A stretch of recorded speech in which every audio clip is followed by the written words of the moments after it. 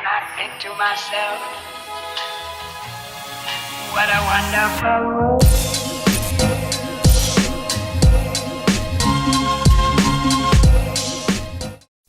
Halo semuanya, selamat datang kembali di Story Film. Kembali lagi di channel Storypal dan kali ini kita akan membahas alur film bergenre thriller. Film ini berjudul 13 atau 13. Bercerita tentang remaja yang nekat masuk ke dalam permainan yang berbahaya hanya karena dia membutuhkan uang untuk membantu keluarganya. Apakah dia mampu memenangkan hadiah dalam permainan itu atau dia menjadi korban dalam permainan itu? Daripada kalian makin penasaran, mari kita langsung aja masuk ke alur pembahasannya. Enjoy the video.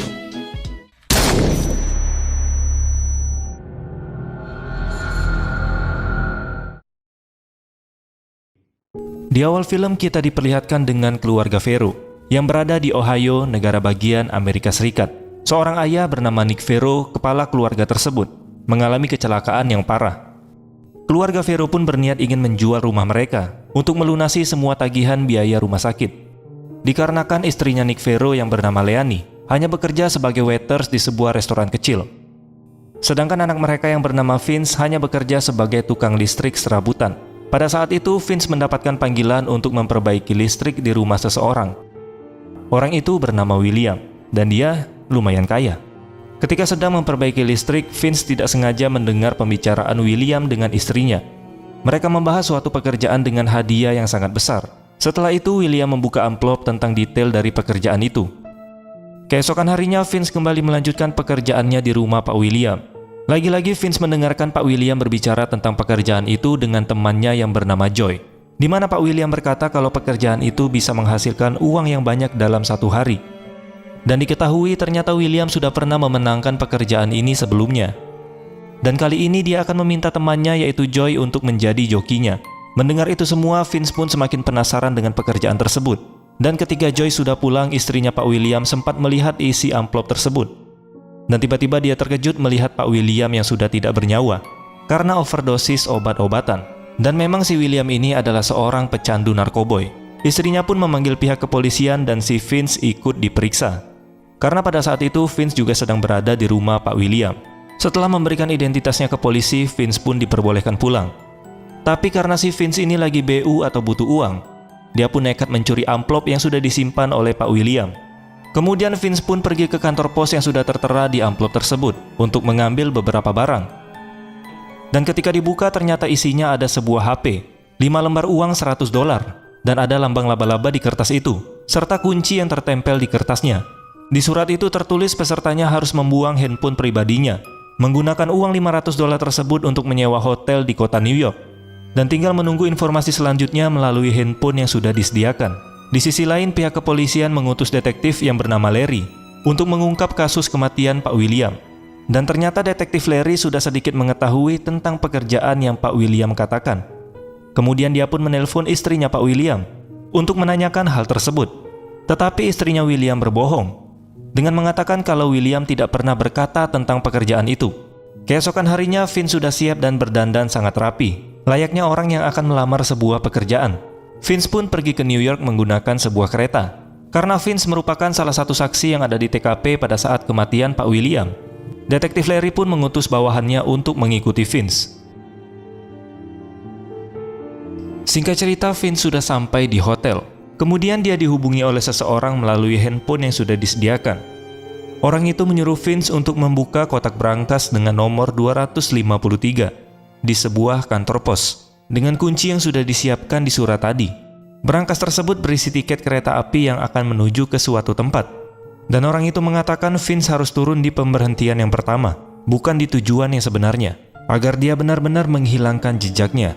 Keesokan harinya, Vince langsung menuju ke kantor pos untuk membuka berangkas yang sudah diperintahkan kepadanya. Di dalam berangkas itu dia mendapatkan satu tiket kereta api, sebuah peta, dan satu kertas yang bertuliskan nomor 13. Kemudian Vince pun langsung menaiki kereta, dan dia turun di pemberhentian yang pertama, bukan di tujuan aslinya dari tiket itu. Kemudian Vince pun naik ke sebuah taksi, dan dia meminta supir taksi itu untuk mengantarkannya sesuai dengan alamat yang ada di peta, dan dia diantarkan ke persimpangan jalan yang sepi dan jauh dari keramaian. Kemudian ada seorang pria yang bernama Jack menghampiri Vince. Dia mengetahui kalau Vince ini merupakan salah satu orang yang akan mengikuti pekerjaan itu, dikarenakan Vince memegang kartu bernomor 13. Jack pun meminta kembali handphone yang sudah diberikan kepada Vince. Kemudian mereka pun pergi ke suatu tempat. Sedangkan pihak kepolisian kehilangan jejak dari si Vince. Mereka hanya mendapatkan informasi dari supir taksi yang mengantar Vince sebelumnya. Tapi supir taksi itu juga tidak tahu kemana tujuan Vince selanjutnya. Setelah ganti baju dan hak sepatunya dicopot, Vince pun dibawa menggunakan mobil yang lain ke sebuah rumah mewah yang ada di tengah hutan. Di sana terlihat banyak sekali sultan yang mengumpulkan uang taruhan ribuan bahkan jutaan dolar. Vince yang sudah masuk ke rumah itu dibuat kebingungan. Di sana dia bertemu dengan orang yang bernama Joe dan Mark. Mereka heran ketika melihat Vince dan bertanya-tanya kenapa bukan William yang datang. Kemudian Vince pun menjelaskan semuanya dengan jujur. Dia mengatakan kalau William sudah meninggal akibat overdosis. Dan Vince mengikuti instruksi pekerjaan ini melalui surat milik William. Karena Vince tahu kalau pekerjaan ini akan memberikannya uang yang banyak. Dan ternyata si Joe dan Mark ini adalah orang yang bertaruh untuk William. Tapi karena William sudah digantikan dengan Vince, mereka pun bingung harus berbuat apa. Dan ketika mereka juga melihat Vince orang yang polos, mereka juga takut kalau Vince ini sudah diikuti oleh polisi. Tapi karena permainannya akan dimulai sebentar lagi, mau nggak mau Vince harus mengikutinya. Dan dia tidak bisa menolak ataupun menghindar. Dan ternyata pekerjaan itu adalah sebuah permainan Russian Roulette, di mana setiap peserta harus berbaris melingkar, mengisi satu peluru di masing-masing pistol mereka. Memutar pelurunya, kemudian mereka akan saling menembak. Ketika panitia menyuruh para peserta untuk mengisi peluru di pistolnya, si Vince yang tidak pernah memegang senjata, dia pun gemetar dan tidak tahu bagaimana cara memasukkan pelurunya. Hingga akhirnya Jack mendekati Vince dan mengajarinya bagaimana cara memasukkan peluru. Peserta dari permainan itu totalnya ada 16 orang. Di antaranya ada peserta yang bernomor 6, pria penyakitan yang bernama Ronald. Dia dibawa oleh adik kandungnya yang kaya raya, yang bernama Jasper, untuk menjadi jokinya dalam taruhan permainan tersebut. Dan ada juga Sultan Jimmy, yang membawa seorang narapidana, yang bernama Patrick, untuk menjadi jokinya dalam taruhan tersebut. Ketika sudah mengisi peluru dan memutar pelurunya, Henry langsung menyuruh para peserta untuk melihat lampu yang bertanda laba-laba. Dan jika lampu itu sudah menyala, maka peserta harus menarik pelatuk dari pistol mereka.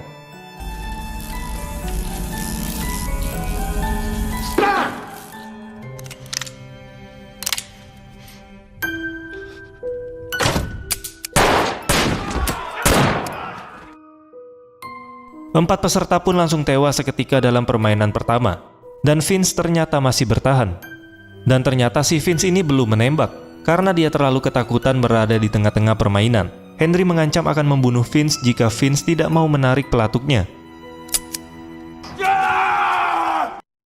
Di saat putaran pertama sudah selesai, para sultan yang kehilangan taruhannya memindahkan taruhannya ke peserta yang masih selamat. Jadi para sultan ini masih bisa bertaruh di ronde selanjutnya. Singkat cerita, mereka sudah memasuki putaran yang kedua. Di sini peluru yang akan mereka masuki ke dalam pistol bertambah menjadi 2, sehingga peluang mereka untuk hidup menjadi lebih kecil. Di putaran kedua ini Vince masih terlihat tenang. Tapi tentu saja masih ada rasa ketakutan di dalam dirinya. Bahkan sesekali dia menoleh ke orang yang ada di belakangnya.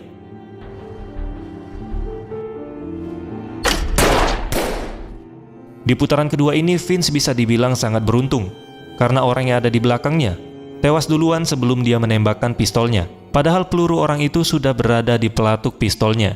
Putaran kedua pun sudah selesai.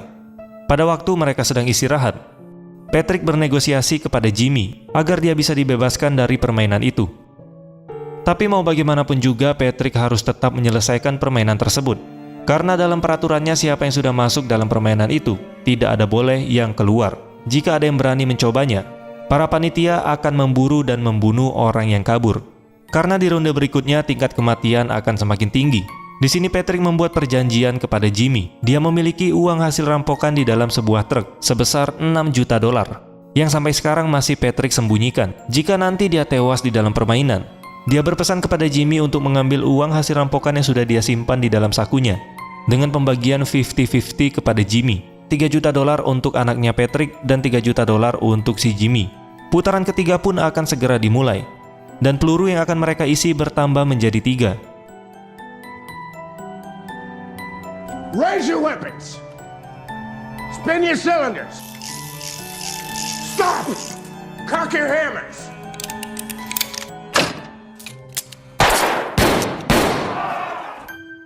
Dan 3 orang pun tewas dalam ronde ini. Sekarang pesertanya tersisa tinggal 5 orang, yaitu Vince dengan nomor 13, Patrick nomor 17, Ronald nomor 6, dan juga peserta nomor 9 dan nomor 3. Karena sudah memasuki putaran yang terakhir, panitia meminta sultan pemegang joki untuk memilih bola. Di sana ada 3 bola berwarna putih dan 2 bola berwarna hitam. Siapa dari orang yang mendapatkan 2 bola berwarna hitam, maka para jokinya akan langsung masuk ke babak final duel kematian. Sedangkan 3 orang yang mendapatkan bola putih, dia mendapatkan hadiah dan diperbolehkan untuk pulang. Dari kelima peserta yang masih tersisa, Joe dan Jasper lah yang mendapatkan bola berwarna hitam. Itu artinya Ronald dan Vince akan bertemu di babak final. Sedangkan Patrick dan 2 peserta lainnya diperbolehkan untuk pulang, plus mereka mendapatkan hadiah uang tunai. Tapi ketika Patrick siap-siap untuk keluar dari sana, tiba-tiba Jimmy berniat ingin membunuhnya untuk merampas peta uang hasil rampokan yang sudah Patrick simpan di sakunya, serta mengambil hadiah uang yang sudah Patrick dapat dari permainan tersebut. Tapi untung saja panitia masuk ke dalam sana dan menghentikan perbuatan Jimmy, karena peraturannya mereka dilarang membunuh peserta yang masih bertahan, dan akhirnya Patrick bisa terbebas dari permainan sesat itu.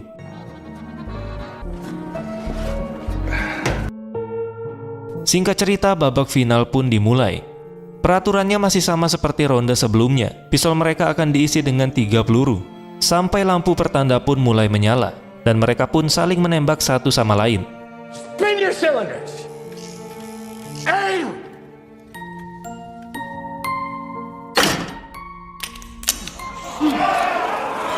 Para penonton pun semakin tegang karena mereka berdua masih bisa selamat. Lalu kemudian by one pun dilanjutkan. Dan kali ini peluru yang akan mereka masukkan bertambah menjadi 4. Itu artinya hanya akan menyisakan 2 slot kosong di dalam silinder pistolnya. Dan kemungkinan mereka akan tewas akan semakin tinggi. Dan mereka pun menunggu aba-aba sampai lampunya menyala. Lalu tiba-tiba Vince pun berhasil menjadi pemenang dalam permainan tersebut. Dan mereka yang kalah dalam taruhan, mereka hanya bisa terdiam karena semua uang mereka habis. Dan Jasper yang melihat kakaknya tewas di depan matanya langsung emosi dan keluar dari sana. Ditambah lagi dia kehilangan uangnya yang berjumlah jutaan dolar. Di sini Vince berhasil mendapatkan uang sejumlah 1.850.000 dolar. Kalau dirupiahkan kira-kira 27 miliar rupiah. Setelah permainan selesai, Joe dan Mark menawarkan Vince tumpangan untuk diantarkan ke stasiun terdekat. Vince pun mengiyakan perkataan mereka. Padahal dia pergi dari tempat itu secara diam-diam tanpa sepengetahuan Joe dan Mark. Karena dia takut Joe dan Mark akan membunuhnya di dalam perjalanan untuk mengambil uang hadiah tersebut. Singkat cerita, Vince berhasil kabur dan sudah sampai di stasiun. Tapi ketika dia sedang menunggu kereta, supir taksi yang pernah mengantarnya di awal melihat keberadaan Vince. Secara diam-diam supir taksi itu pun melaporkan keberadaan Vince pada pihak kepolisian. Dan tak lama kemudian para polisi pun datang ke stasiun. Vince yang panik melihat polisi berdatangan. Dia pun berniat untuk menyembunyikan uang hadiah tersebut. Karena tidak ada tempat yang aman dan polisi pun semakin dekat, Vince pun menyimpan semua uang itu di dalam kotak sampah. Gak tahu si Vince ini bodohnya dibuat-buat atau memang natural. Gimana kalau uang itu malah ketemu oleh tukang sampah? Kemudian Vince pun duduk di pinggir stasiun dengan berlagak tenang. Dan polisi pun membawanya untuk diinterogasi. Sesampainya di ruang interogasi, Detektif Larry langsung bertanya di mana Vince menyimpan semua uang itu. Di sini Vince sadar kalau Detektif Larry sedikit tahu tentang permainan tersebut. Di sini Vince pun mengeluarkan alibi cerdasnya, di mana Vince tahu tentang surat yang didapat oleh William, dan dia menggantikan posisi William sebagai peserta. Tapi dia mengatakan ketika sampai di lokasi, dia malah dituduh sebagai penyusup, karena mereka tahu yang datang bukanlah si William. Dia pun berlari ke dalam hutan untuk menghindari kejaran orang-orang itu. Sampai tapak sepatunya pun terlepas. Padahal tapak sepatunya memang sengaja dilepas oleh panitia. Mendengar alibi Vince yang begitu meyakinkan, Detektif Larry pun akhirnya melepaskan Vince. Setelah keluar dari kantor polisi, Vince langsung bergegas kembali ke stasiun untuk mengambil uang yang sudah dia simpan. Tetapi ketika dia lihat, uang hadiah tersebut sudah tidak ada di dalam kotak sampah. Tentu saja di sini Vince paniknya bukan main, karena uang tersebut dia dapatkan dengan taruhan nyawa. Tapi Vince yang tidak mau menyerah, dia tetap mencari uang itu di tumpukan sampah yang ada di luar. Dan akhirnya dia berhasil menemukan uang tersebut. Supaya uangnya aman dan cepat membayar tagihan rumah sakit ayahnya, Vince pun mengirimkan uang itu ke keluarganya lewat kantor pos, dan dia mengabari ibunya kalau dia sudah mengirim uang. Ibunya pun mengkhawatirkan Vince karena dia sudah berhari-hari tidak pulang ke rumah. Dan Vince berjanji dia akan menjelaskan semuanya ketika dia sudah pulang. I love you. Vince yang takut kalau polisi mengikutinya. Dia pun mengisi tas uang hadiah yang sudah kosong dengan beberapa makanan dan boneka untuk berjaga-jaga jika dia digerebek polisi. Maka tidak ada orang yang tahu dengan uang tersebut, kecuali keluarganya.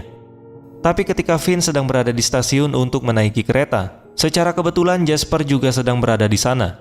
Dia juga melihat Vince membawa tas uang hadiah tersebut. Dia pun berencana untuk merampok Vince dan mengambil uang hadiahnya.